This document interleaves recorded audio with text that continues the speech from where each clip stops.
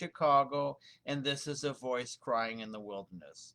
There's a topic that I wanted to discuss this afternoon, but there's a few other issues I want to get to, and then we'll get into the topic. But the main topic this afternoon I wanted to talk about is connecting in the church and being part of a spirit filled community. And the reason I want to talk about that is because I know that my friend James Carter did a video about being part of a church family, and he felt that he and the churches that he was in, or a lot of the churches, just aren't connecting with the people. So I'll get into that. But before I get into the topic, I just want to talk about some other issues that may be on our mind. I'm just giving my opinion. These are just simply my opinion. They're not anybody. I'm not a doctor. I'm not a politician. I'm not here to give medical advice. That's not what I do. I'm just basically giving an opinion, and I'm not telling you what you should do for your own health or whatever you need to do.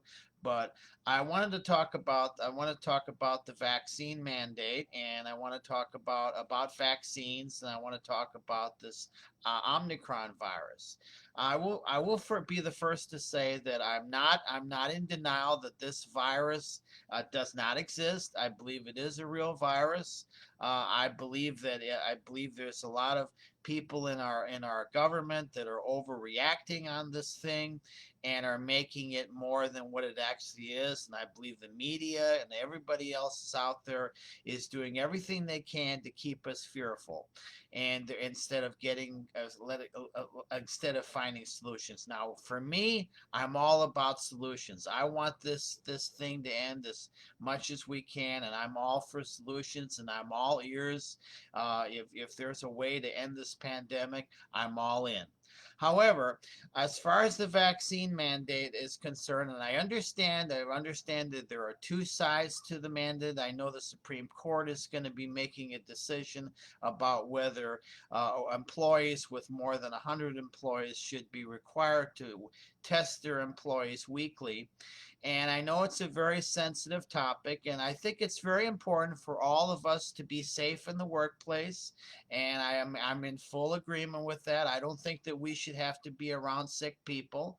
I do believe, however, that if people are sick, they should stay home and they should not infect others. I feel that's something that I believe in. I don't think that you should be walking around with an infectious disease. I think if you are sick, you should do everything you can to stay home and until you are better. However, I do not feel that it is right for other people or the government to tell people what to put in their body. I think it's people should have a right to decide what medicines they should have a right to put in their body. They have to do what's best for their own health.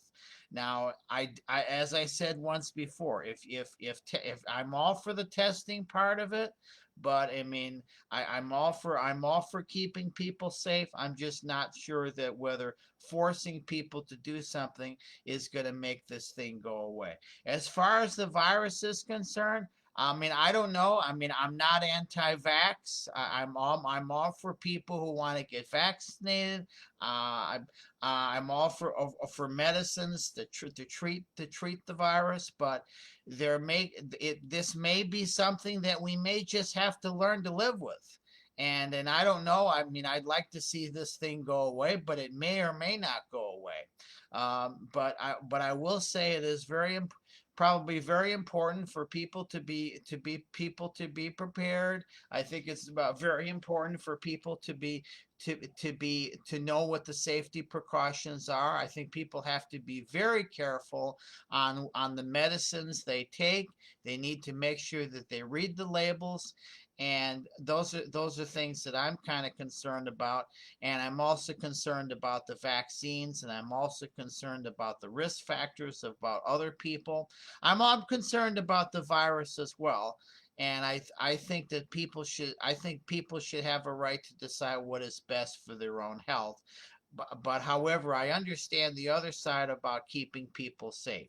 So I'm not in against that.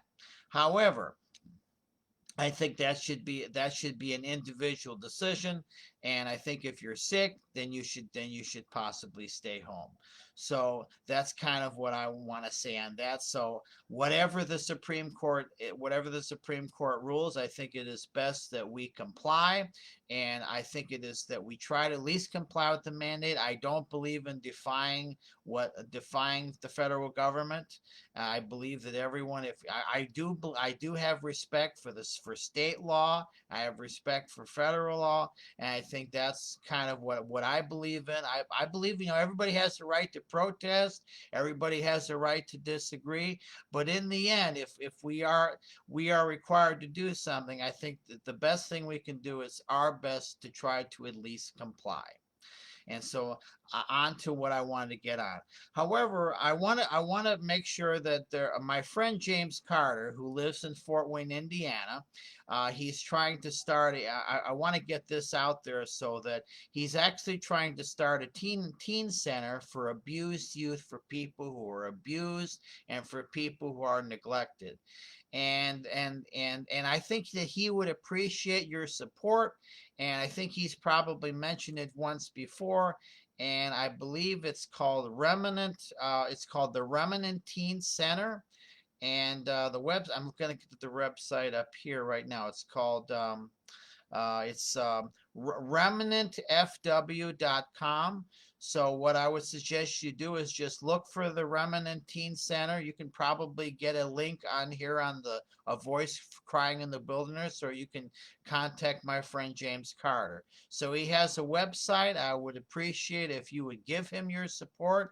Take a look at the website, find out what it's all about, and give him your full support, because I know that he would greatly appreciate it.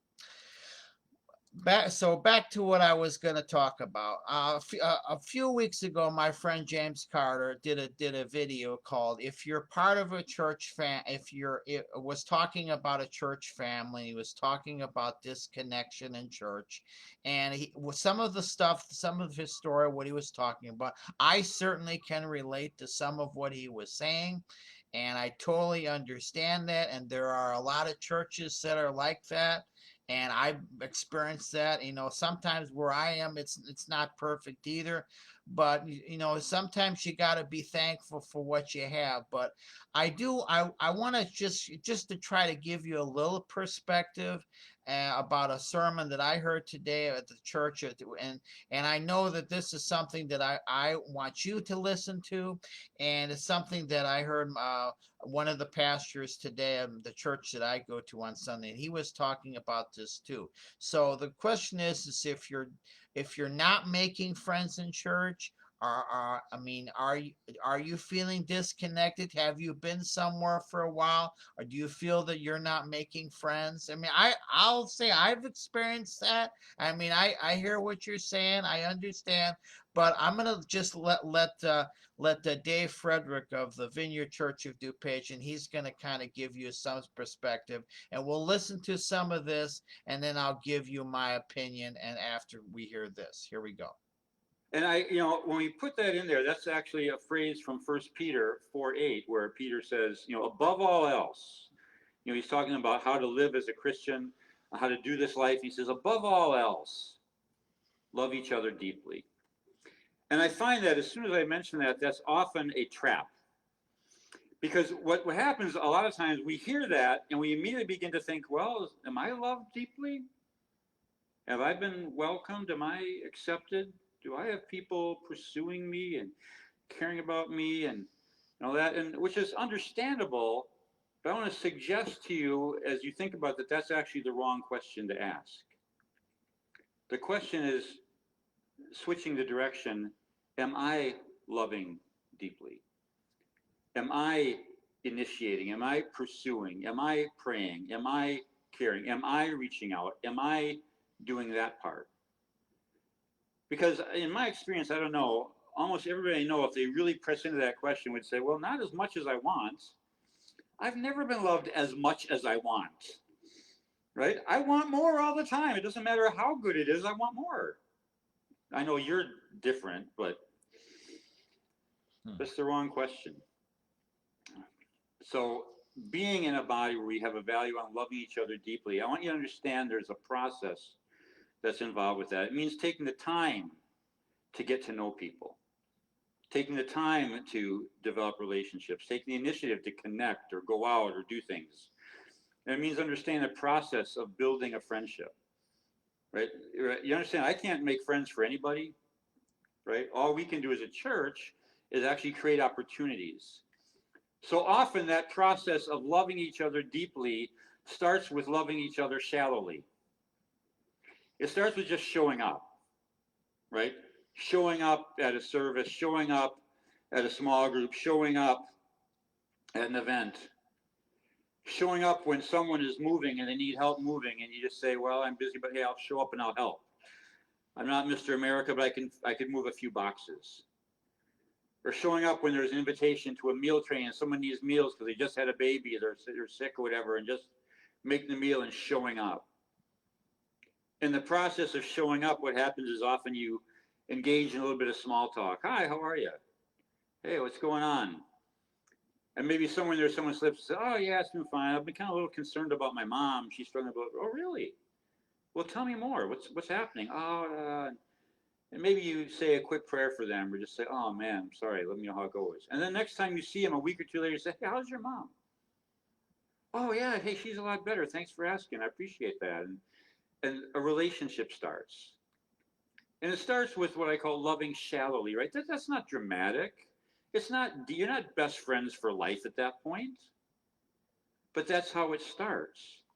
And it grows as people take initiative to ask questions and offer prayer and share their own heart. Often just starts by showing up and doing stuff, and then all of a sudden you get to know someone. You find out what's going on in their life, and they find out about yours, and then you find out that, oh, you like them. Then you get to know them better, and you find out, oh, they're kind of annoying. And then you press through that, and you find out, oh, even with the annoying, I kind of like them. And eventually that becomes, I really care about them. I care about how they're doing. I care about what's happening. You know what? I heard they need some money. I'm going to give it to them. I heard they're discouraged. I'm going to pray for them.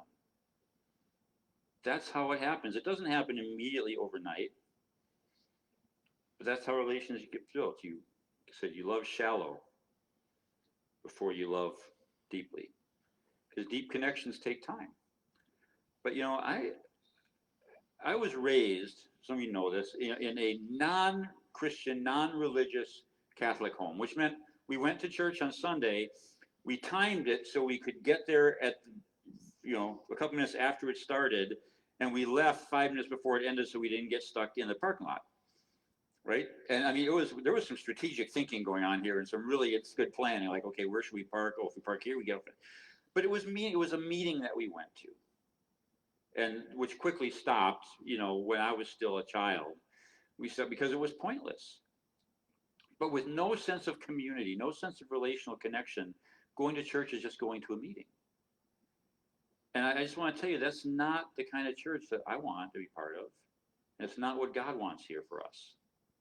It takes some work. It takes time. It takes showing up and doing the little things and letting that grow over time. But when it happens, it's awesome. And it's been fun for me actually watching it happen more and more. So just want to say, don't settle for less, but understand the process. Okay, that's kind of Dave Frederick of the Vineyard Church of DuPage, and that's kind of what he kind of said about connecting in church. Now, I somewhat agree with that. I mean, I think if you want to make friends in church, yeah, you do have to make the effort. You do have to show up every day. Maybe you got to do a little more than what you're doing. Maybe you got to serve. Maybe you got to tithe more. Maybe you got to give more of yourself. And that's not a guarantee that you're going to make friends. I mean, no one. And yeah, you might still get rejected. I mean, I understand. I mean, I was listening to James when he was talking about that disabled. What was that girl who was disabled, that she's been in that church forever. And yeah, I've been at the same church forever. It took, I mean, I have some friends now, but it took me like, oh, what is it, 11 years. There's a lot of people at the church that I don't really talk to. I just have maybe just a few people, but sometimes you got to be thankful for what you have. And if you want a little more, then you do more. Now, I don't know what it's like over in Fort Wayne. I mean, I understand what James has been saying, and I know he's been having the problems just like I have been, just connecting with people. Now, I will be the first to say, I'm not a pastor. I don't have any spiritual gifts. I don't have any special techniques and connecting with people. I'm sort of like I'm very shy. I'm very introverted. I somewhat keep to myself. But I do my best. I say hello. I say hi. I mean, I'm not expecting to get anything in return, but I do understand. And I think that if you're in a church where it's cold and you're not making friends with people, you need to find a different church, or maybe you got to find a small group, or maybe you just do what my friend James is doing. Maybe you got to start your own ministry and just be around people like you. So maybe that's probably the best thing you can do. But you can't always depend on the church for friends. Sometimes you got to find a small group. Sometimes you got to find a group of people that you can connect with. I don't know, find a hobby, find an interest, find something you can do.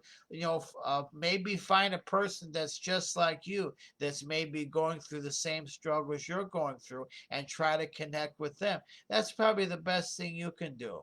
That's kind of what I try to do. So no matter what church you go to, and no matter where you've been, you're going to encounter the same problems. And no, and I will agree. Yeah, not everybody is going to like you. Not everybody is going to accept you. But that's just the way things are. You might go to a job, and not everybody the people you work with, you're going to be friends with. Not everybody that you work with is going to be on the same page. That's just the way things are. But that's just part of life. And sometimes life is not always fair, and God doesn't always give us everything we want. But sometimes people can really be cold. Sometimes people can really be understanding, and sometimes there's people out there that just simply don't know God.